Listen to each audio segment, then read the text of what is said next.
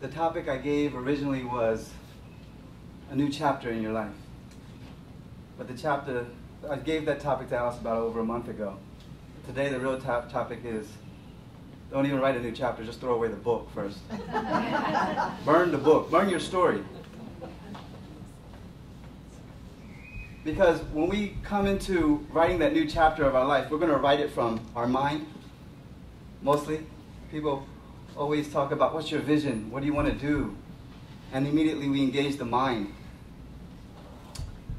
And the thinking mind is very limited in its knowingness. Through our mind, we cannot encompass the infinity that we really are. We sang about the presence is here. The presence is always here. But are we present to the presence? When we're present to the presence is when we're not locked in our thinking mind, but when we're fully present in the moment. And in order to be fully present in the moment, you have to be experiencing the now. By experiencing the breath is always in the now. Your body is always in the now. And so when you bring your awareness, bring your attention inward to feeling what is, the isness of life, and allowing it to flow through you, and if you can bring your attention, your mind, the thinking mind, to that presence, it starts to feel good to that thinking mind. And the thinking mind eventually connects and identifies with what's within us. Because greater is that which is within you than that which is in the world, correct? Okay, so when the thinking mind is mostly identified with thought and form, there's a constant battle going on. See, with our minds, it's always, you're not enough, you're not good enough.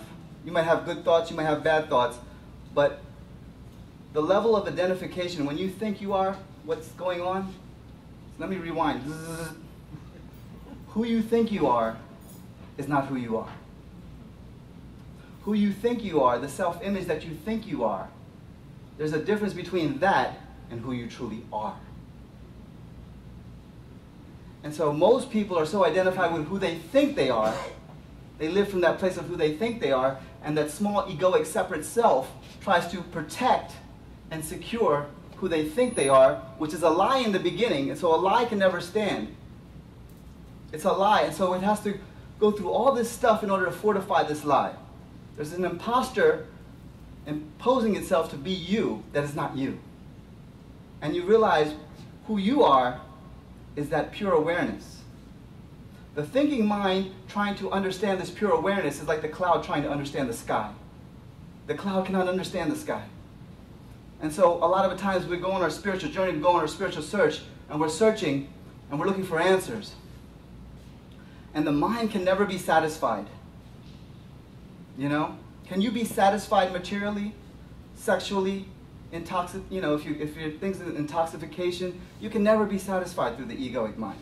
You'll never be. It doesn't matter how much money you get, how much sex you get, how much food you get, how much property, prestige, whatever you acquire will never be enough. There'll always be something missing because it's never satisfied. And so a lot of times we come into spiritual community, we come into a spiritual training, a lot of times we come into a new thought or metaphysics. We're looking to improve our lives. Joel Goldsmith calls this the Moses consciousness. Moses was a liberator of his people, to take them from being slaves in Egypt to the promised land, to freedom. And so we're coming in looking to be improving our lives, right? Let me go back even a little further. Let me rewind. Go before Moses. Let's just go to the beginning of Genesis. What took Adam and Eve out of the Garden of Eden? This Edenic consciousness. What removed them from that place? Sense of separation. Sense of separation. Well, what did it say? It said they partook of the tree of the knowledge of good and evil, good and bad. The pair of opposites, duality. They came into duality. Prior to embracing duality, see, when you embrace duality, you're embracing two powers. A power for good and a power for evil. And when you embrace good and evil, so the mind is always good and evil, us and them, us and them. It's always creating a us and them. It's always creating a me and a you. Separation. But the you that you are, there's no separation. It's never judging. It's never saying me and them. It's saying I am. It's one with all that is. It's that unity consciousness. It's who we truly are.